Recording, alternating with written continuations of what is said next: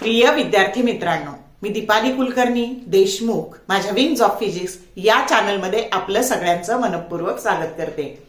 तर 12वी सायन्सला स्टेट बोर्डला जे विद्यार्थी आहेत त्यांची 10 फेब्रुवारी पासून बोर्ड एक्झाम सुरू आहे आणि ज्या दिवशीपासून बोर्डची तारीख डिक्लेअर झाली त्या दिवशीपासून खूप मुलांना टेन्शन आलं। का टेन्शन आलं तर खूप जणांनी सीईटी नीट जेईचे वर्षभर 2 वर्ष फक्त क्लासेस केलेले आहेत, म्हणजे त्यांना रेग्युलरचा बोर्ड पेपर कसा लिहायचा याची सवय नाही आणि ज्यांनी रेग्युलर कॉलेज प्रॅक्टिकल केलंय अशांना सुद्धा त्यांनी फार सिरियसली न घेतल्यामुळं त्यांनाही रेग्युलरचे पेपर लिहिण्याचं टेन्शन आलंय।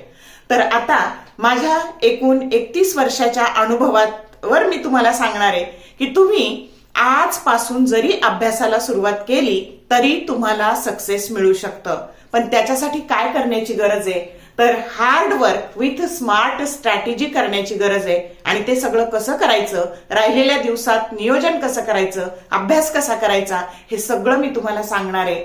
आणि हे बघा बाळांनो, आपल्याकडे जेव्हा एखादी क्रिकेटची मॅच असते तेव्हा ती मॅच पहिल्या 10 ओव्हरमध्ये नाही जिंकली जात, ती शेवटच्या 10 ओव्हरमध्ये जिंकली जाते।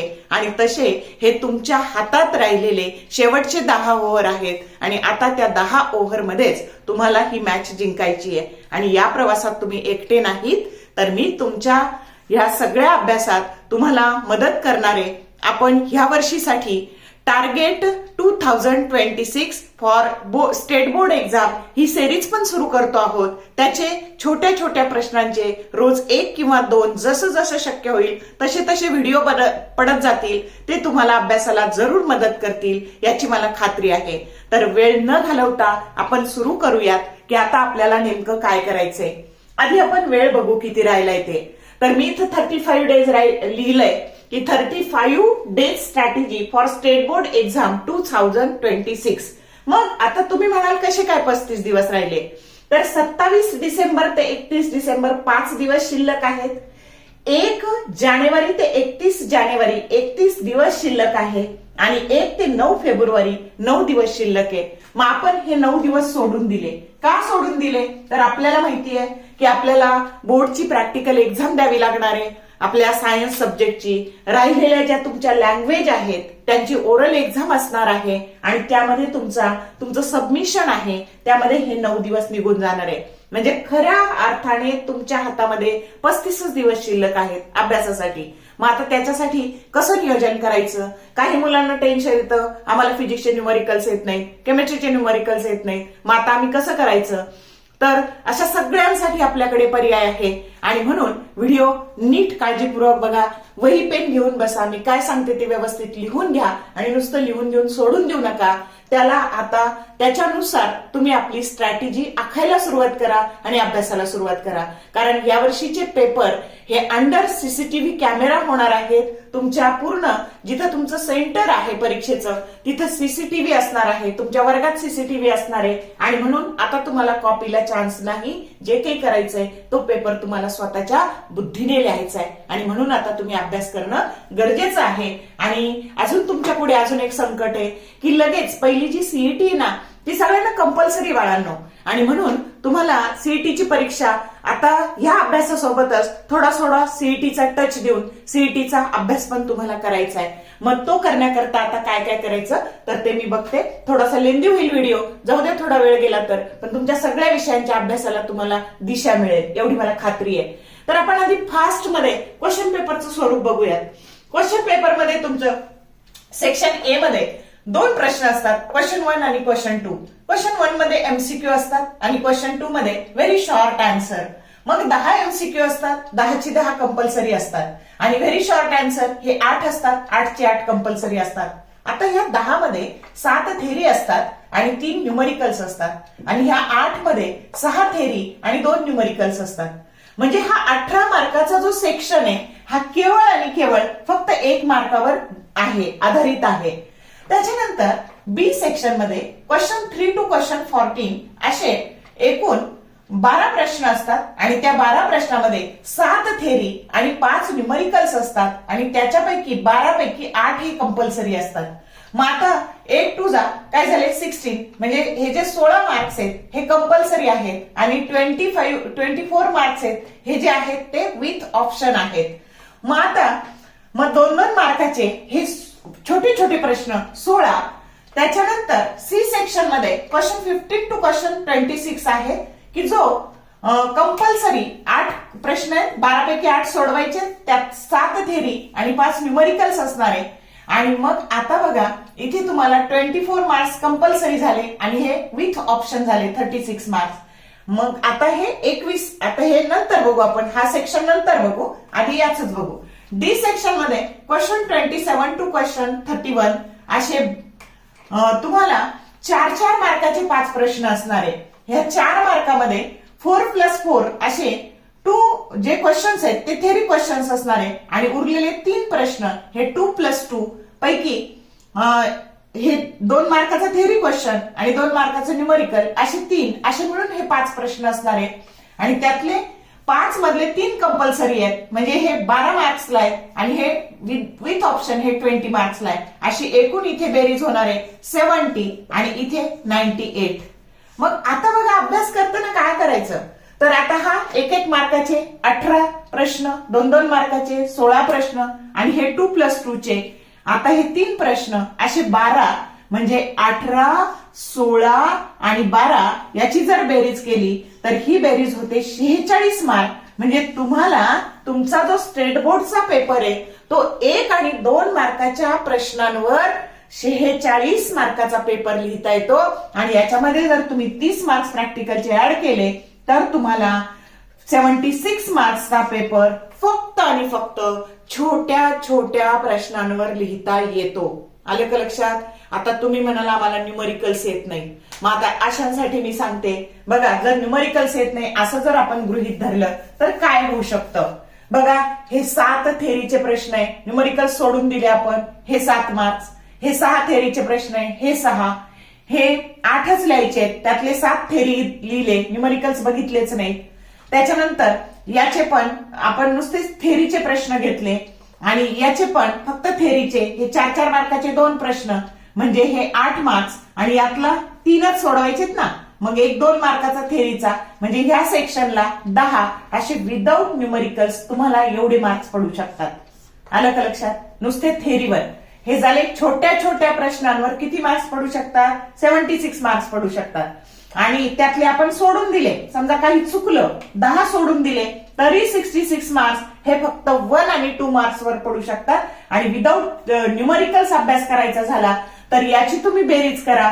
बघा 4 आणि 3 7 आणि 1 8 आणि हे 2 आणि 2 4 आणि 1 5 58 मार्क्सचा पेपर विदाऊट न्यूमरिकल्स तुम्हाला लिहिता येतो. समजलं का?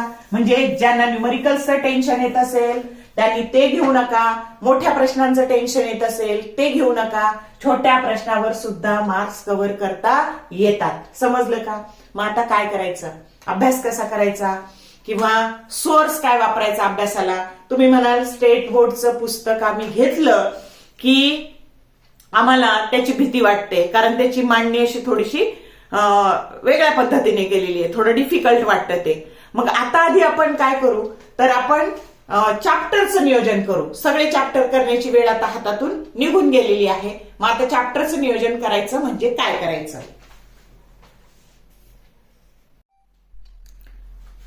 आता बघा बरं, ही चॅप्टरची लिस्ट बघा, हे सगळे चॅप्टर आणि याचं वेटेज दिसतंय का तुम्हाला. मग आता ह्यामध्ये तुम्हाला असं दिसेल बघा की हे जे फिजिक्सचे 16 चॅप्टर आहे तर सगळेची सगळे चॅप्टर करायचे नाहीत.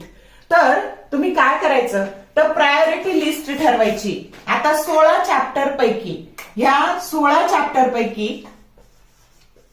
10 चॅप्टर हे असे करायचे की ज्याच्यामध्ये आपल्याला मार्क्स जास्त, करायला छोटे, अशी प्रायोरिटी लिस्ट आधी बनवायची या 16 चॅप्टरची. मग आता त्याच्यात तुम्ही कसं ठरवू शकता प्रायोरिटी लिस्ट, तर मी तुम्हाला फिजिक्सचं सांगते, असं सगळ्याच विषयाचं करा. पहिला चॅप्टर करायचा मॅग्नेटिक मटेरियल. काय करायचा? Magnetic material. मग आता बघा रोटेशनल डायनामिक्स जर तुम्ही पाहिला, एवढा मोठा चॅप्टर 7 मार्काला आहे आणि हा छोटासा मॅग्नेटिक मटेरियल 5 मार्काला आहे. मग दुसरा चॅप्टर करायचा सेमी कंडक्टर डिव्हाइसेस. का करायचा सेमी कंडक्टर डिव्हाइसेस? तर त्याच्यामध्ये न्यूमरिकल्स खूप कमी आहेत आणि तुलनेने ते सोपा आहे. आलं का लक्षात? म्हणून तो करायचा. त्याच्यानंतर तिसरा करायचा करंट इलेक्ट्रिसिटी.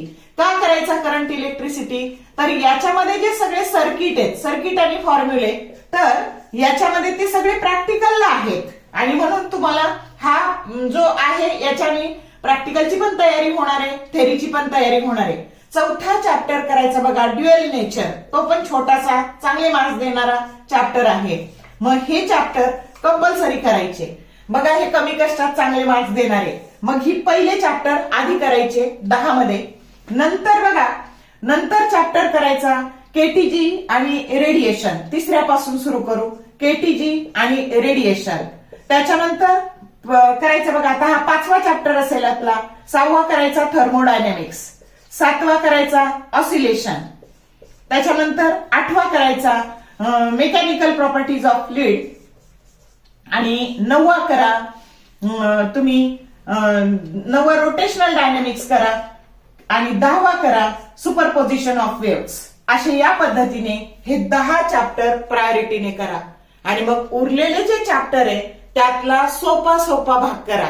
ते जे तुम्हाला डिफिकल्ट वाटत असतील, समजा magnetic field due to electric current, त्याच्यानंतर इलेक्ट्रोमॅग्नेटिक इंडक्शन, इलेक्ट्रोस्टॅटिक्स, त्याच्यानंतर एसी सर्किट, ते जर तुम्हाला अवघड वाटत असतील राहिलेले 6 चॅप्टर तर त्यातलं सोपं सोपं करा. फार अवघडच्या नादी लागू नका. मग अशा पद्धतीने ही प्रायोरिटी लिस्ट ठरवा.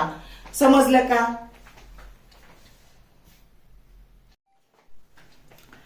आता एकदा प्रायोरिटी लिस्ट ठरवली, 10 चॅप्टर करायचे, 2 दिवस मिळून 1 चॅप्टर होऊ शकतो का नाही सांगा मला. मग आता त्याच्यासाठी सोर्स काय वापरायचा? तर आपला मेन सोर्स हा स्टेट बोर्डचं बुकच ठेवायचा आणि त्याच्यावरून एक आपली स्वतःची वही तयार करायची. एक 200 पेजेस प्रत्येक विषयाला वही तयार करा. तुम्ही काय करता की पेपरच्या आदल्या दिवशी अभ्यासाला बसता. तुम्हाला सगळाच अभ्यास करायचा असतो असं होत नाही. पेपरच्या आदल्या दिवशी रिव्हिजन करायची असते, अभ्यास आधी करायचा असतो.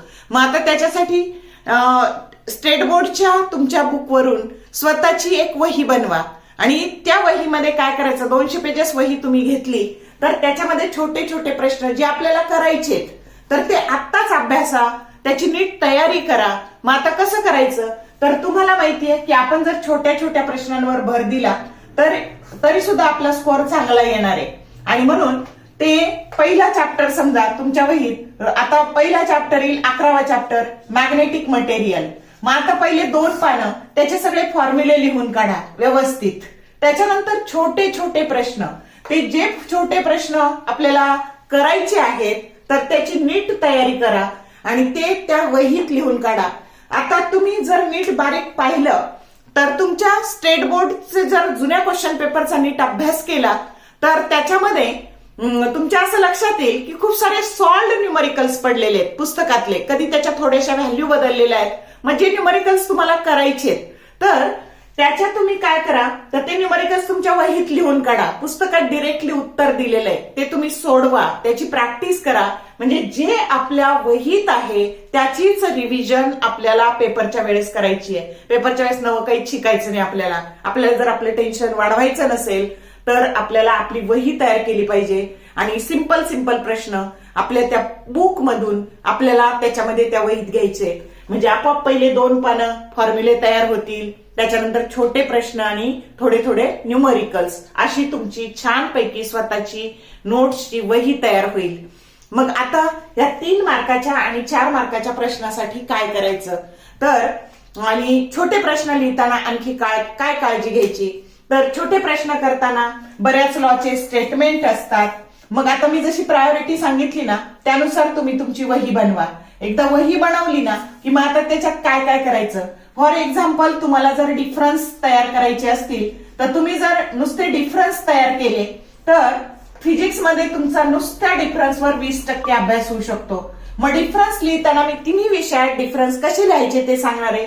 फिजिक्स मध्ये कसे डिफरन्स लिहायचे, केमिस्ट्रीत कसे लिहायचे आणि बायोमध्ये कसे लिहायचे. तर आधी आपण फिजिक्सचं बघू. फिजिक्स मध्ये एक डिफरन्स 2 पॉइंट आणि 2 मार्क्स असतात. 2 पॉइंट 2 मार्क्स. केमिस्ट्रीमध्ये 2 4 पॉइंट्स 2 मार्क्स, 4 पॉइंट्स 2 मार्क्स म्हणजे अर्ध्या मार्काला 1 पॉइंट असतो. हे झालं फिजिक्स साठी, हे झालं केमिस्ट्री साठी. आणि बायो साठी काही फरक हे 2 मार्काला असतात, काही फरक हे 3 मार्काला असतात. मग जेव्हा 2 मार्काला फरक आहे 4 पॉइंट लिहायचे, 3 मार्काला फरक आहे 6 पॉइंट लिहायचे. ही स्ट्रॅटेजी डिफरन्स लिहिताना लक्षात घ्या. समजलं का? मग आता डिफरन्स कसे लिहायचे, तर आता फिजिक्स मधले डिफरन्स लिहिताना काय करायचं बघा. तर डिफरन्स नेहमी टेबल फॉर्म मध्ये लिहायचे. मग असा टेबल फॉर्म मध्ये आपण एकदा डिफरन्स लिहिला. आता फॉर एक्झाम्पल तुम्हाला डिफरन्स लिहायचा आहे सेंट्रीपेटल फोर्स आणि सेंट्रीफ्युगल फोर्स. सेंट्रीपेटल फोर्स आणि centrifugal force. Centripetal force, centrifugal force, centrifugal force. आता डिफरन्स लिहिताना आहे ना, पहिल्यांदा तुम्ही डेफिनेशनचा पॉइंट घ्या.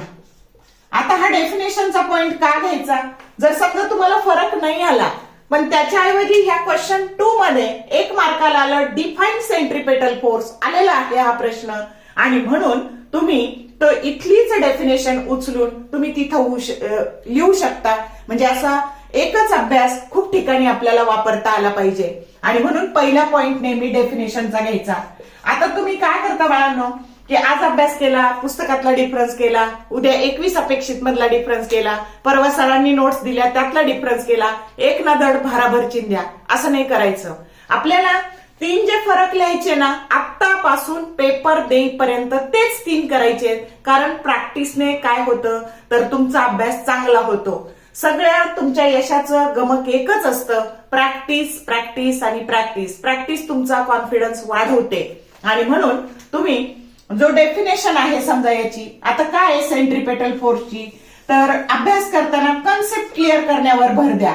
आता सेंट्रीपेटल फोर्स हा सर्क्युलर मोशन मधला फोर्स आहे की ज्याच्यामुळे सर्क्युलर मोशन घडते, आणि हा रेडियसवर असतो आणि हा सेंटरकडे येतो. आणि म्हणून मग याची डेफिनेशन कशी करायची, centripetal force is a force which is acting along the radius towards the centre of the circle.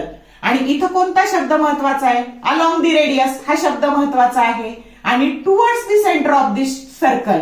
मग आता बघा या टुवर्ड्स शब्द हा डिफरन्स सांगतो, म्हणून लिहिता लिहिता त्या मेन जो डिस्टिंग्विशिंग वर्ड आहे त्याच्या खाली आपण ज्या पेनने लिहितोय त्यानेच अंडरलाईन करायची पेपरमध्ये पण. इकडे आता सेंट्रीफ्युगल फोर्स काय आहे, तर हा फोर्स पण रेडियसवर आहे पण हा अवे फ्रॉम दी सर्कल आहे, आणि म्हणून इथं पण तसंच घ्यायचं. Centrifugal force it is a force which is acting along the radius and away from the centre of circle, म्हणून इथं टुवर्ड्स आणि इकडं अवे शब्दाखाली अंडरलाईन करायची. त्याच्यानंतर हा कसा फोर्स आहे, रिअल फोर्स आहे. हा कसा फोर्स आहे, स्युडो फोर्स आहे. अलग लक्षात. असा लिखाणाला सोपा फरक घ्यायचा, लक्षात ठेवायला पण सोपा. आणि इकडे घ्यायचं की रिअल फोर्स कुठे असतो, इनर्शियल फ्रेम मध्ये ऑफ ए रेफरन्स. हा कुठे असतो, नॉन इनर्शियल फ्रेम मध्ये ऑफ ए रेफरन्स मध्ये असतो. It lies in inertial frame of reference, it lies in non inertial frame of reference. तर या पद्धतीने असे 2 पॉइंट जरी परीक्षेत लिहायचे असले, आपल्या स्वतःच्या वहीत हे 3 पॉइंट लिहायचे. कारण कधी कधी परीक्षेमध्ये टेन्शन मध्ये एखादा पॉइंट विसरला जातो, म्हणून एक ऍडिशनल पॉइंट करून ठेवायचा. आणि आता तो वहीत लिहिला की पेपर होईपर्यंत तेच पॉइंट करायचे आहेत. आणि जर तुमच्या डिफरन्स मध्ये एक्झाम्पल असतील, आता for example polar molecule, non polar molecule, extensive variable, intensive variable, diathermanous substance, athermanous substance, diamagnetic substance, paramagnetic substance, ferromagnetic substance, असे जिथे जिथे एक्झाम्पल आहे ना, तर डिफरन्स मध्ये तो एक्झाम्पलचा पॉइंट स्किप करू नका. तो पॉइंट पण घ्या की जेणेकरून तुम्हाला एमसीक्यू असा येतो, dash dash is a polar molecule, dash dash is a non polar molecule. म्हणून डिफरन्स मध्ये जर एक्झाम्पल असतील तर ते सगळे एक्झाम्पल घ्यायला विसरू नका. हे झालं फिजिक्सच्या बाबतीत. केमिस्ट्रीच्या बाबतीत पण 4 मार्काला 2 मार्क्स साठी तुम्हाला 4 पॉइंट लिहायचे. तुमच्या वहीत 5 पॉइंट लिहून काढा, एक एक्स्ट्रा. बायोमध्ये जे फरक 2 मार्काला आहेत त्याच्यासाठी 5 पॉइंट लिहा, जे फरक 3 मार्काला आहे त्याच्यासाठी 6 पॉइंट लिहा. आणि असे डिफरन्स पूर्ण सिलेबस मधले सगळे डिफरन्स तुम्ही लिहून काढले की तुमचा 20% अभ्यास झाला, आणि बायोचा तर बऱ्यापैकी अभ्यास झाला. तर अशा पद्धतीने तुम्ही हे 2-2 मार्काचे प्रश्न करताना तुम्ही डिफरन्स सगळे करा. त्याच्यानंतर लॉची स्टेटमेंट, बरेच लॉ आहेत जे स्टेट करायला येतात. तर त्याच्यासाठी आधी फॉर्म्युल्याकडून तुम्ही त्याच्या डिस्क्रिप्शनकडे जा. मग लॉज असतील, कॅरेक्टरिस्टिक्स असतील, असे छोटे छोटे. मग सगळ्यात आधी तर आपण फॉर्म्युला शीट बनवलंय. त्याच्यानंतर लॉज करायचे, लॉजचे स्टेटमेंट करायचे, कॅरेक्टरिस्टिक्स करायच्या. तर असे छोटे छोटे छोटे प्रश्न करायचे.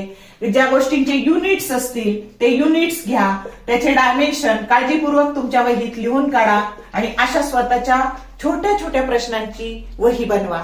त्याच्यानंतर तुम्ही म्हणाल की ह्या 3 मार्काच्या प्रश्नांचं काय करायचं. तर 3 मार्काच्या प्रश्नांसाठी आणि 4 मार्काच्या थेरी क्वेश्चनसाठी काय करायचं. तर तुम्ही खूप सारी फिगर्सची प्रॅक्टिस करा. फिगर फॉर्म्युले. तर फिगरची एक फिगर 10 वेळा काढा.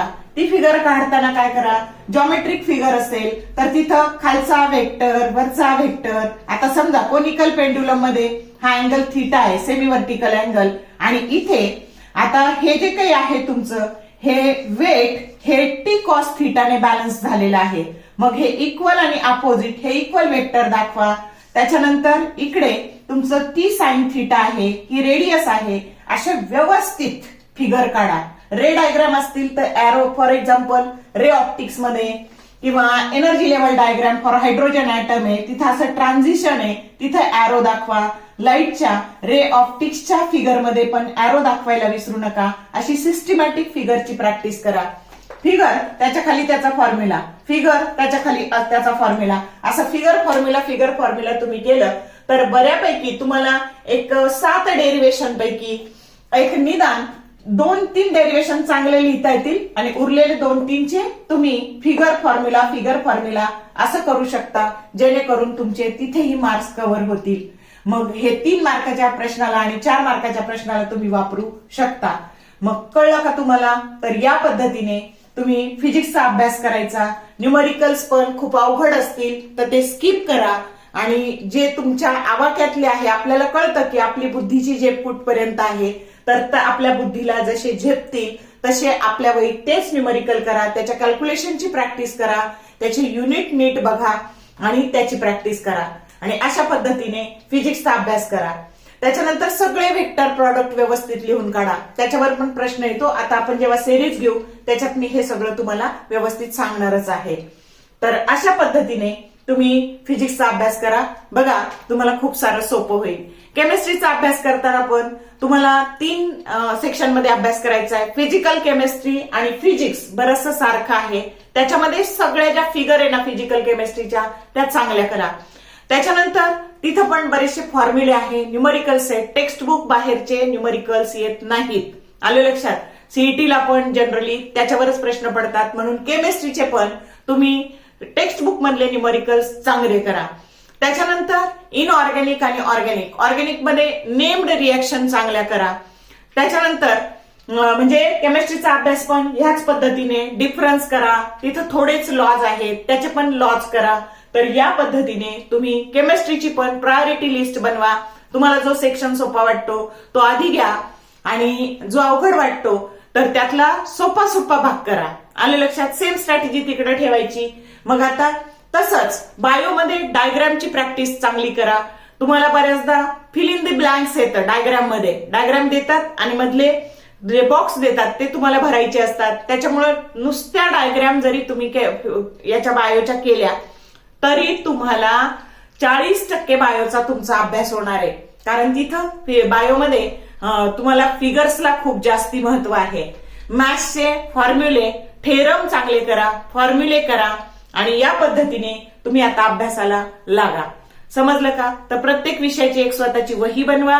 आपला सोर्स हा टेक्स्ट बुकच राहू द्या, कारण सीईटीला मॅथ्सचेच पुस्तकातलेच 11वी आणि 12वीचेच बरेचसे न्यूमरिकल्स हे सीईटीला मॅथ्सचे पुस्तकातलेच येतात. म्हणजे तुमचा बेस, अभ्यासाचा बेस हे स्ट्रेट बोर्डचं बुक ठेवा आणि त्याच्यावरून सोपी केलेली आपली वही, असं सगळं अभ्यासाचं मटेरियल ठेवा. आता टाइम मॅनेजमेंट करू आपण. आता पहिले 10 चॅप्टर आहे ना, हे पहिले 10 चॅप्टर 20 दिवसात करायचे. आता 20 दिवसात कसे, तर डिसेंबरचे 5 दिवस आणि जानेवारीचे 15 दिवस म्हणजे 20 जानेवारी पर्यंत आपले 10 चॅप्टर झालेलेच असले पाहिजेत। रोज प्रत्येक विषयाचे 2 दिवस मिळून एक चॅप्टर, 2 दिवस मिळून एक चॅप्टर, असे 20 दिवसात जी प्रायोरिटी लिस्ट आपण बनवलेली आहे प्रत्येक विषयाची, तर त्याचे 10 जानेवारी पर्यंत तुमचे 20 जानेवारी पर्यंत तुमचे 10 चॅप्टर झालेले असतील आणि उरलेले 6 चॅप्टर एका दिवसात एक चॅप्टर म्हणजे 26 जानेवारी पर्यंत तुमची पहिली रिव्हिजन कंप्लीट झालेली असेल। फर्स्ट रिव्हिजन आलं का लक्षात? आणि याची सेकंड रिव्हिजन मग 27 जानेवारी पासून तुम्हाला ती साधारणतः 7 फेब्रुवारी पर्यंत दुसरी रिव्हिजन तुम्हाला करायची आहे आणि तिसरी रिव्हिजन परीक्षेच्या आदल्या दिवशी करायची आहे। असं टाइम मॅनेजमेंट करून वेळ वाया न घालवता व्यवस्थित टाइम टेबल बनवा। सोशल मीडिया अनावश्यक कामाला वापरू नका। मोबाईलचा वापर फक्त आणि फक्त अभ्यासासाठी करा। आणि तुमच्यासाठी मी अजून बरीच सोय केलेली आहे। काय बघा, तर प्रत्येक चॅप्टर झाला की त्याचे शॉर्ट व्हिडिओ बनवलेले आहेत सीईटीचे। मग रात्री अगदी तुम्ही रात्री जरी बेडवर पडल्या अभ्यासच होत नाही, डोक्यात काही जात नाही, तर तुम्ही मोबाईलची प्लेलिस्ट काढली माझ्या चॅनलची विंग्स ऑफ फिजिक्सची, तर तिथं तुम्हाला चॅप्टर वाईज पीवायक्यू दिसतील। सीईटीला पीवायक्यूच 80% रिपीट होतात आणि त्याचे मी शॉर्ट व्हिडिओ बनवलेले आहेत। तर ते उघडून बघितले तर रेग्युलरच्या अभ्यासाबरोबर तुम्हाला टेक्स्टबुक मधले सीईटीला कसे प्रश्न विचारले जातात तर हे पण तुम्हाला कळेल आणि त्याचा तुम्हाला उपयोग होईल। आणि जे प्रश्न तुमचे शॉर्ट व्हिडिओत बसत नाही अशासाठी मी single question strategy for CET exam अशी ही पण सिरीज सुरू केलेली आहे।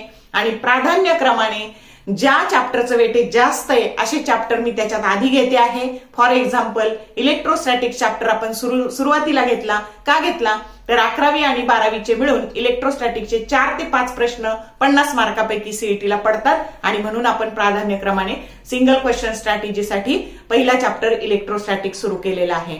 आणि रेग्युलरच्या याच्यासाठी जुन्या पण बऱ्याच सिरीज केलेल्या आहेत। तर तुम्ही महारिव्हिजन असेल, क्विक रिव्हिजन असेल, जुन्या मागच्या वर्षीच्या सिरीज पण तुम्ही बघू शकता। आणि आता पण नवीन सिरीज सुरू होईल तर त्याचा पण उपयोग तुम्ही अभ्यासाला करून घ्या। तर मला खात्री आहे की याने तुमचं बरंचसं टेन्शन कमी झालं असेल, अभ्यासाला मार्ग मिळाला असेल तुम्हाला काहीतरी। तर जर व्हिडिओ आवडला लाईक करा, चॅनलला सबस्क्राईब केलं नसेल तर सबस्क्राईब करा, जेणेकरून येणाऱ्या व्हिडिओचे नोटिफिकेशन्स तुम्हाला मिळत जातील। शांत मनाने कॉन्फिडन्स ठेवून अभ्यासाला सुरुवात करा। Wish you all the best for your study and upcoming exam and thank you for watching this whole video.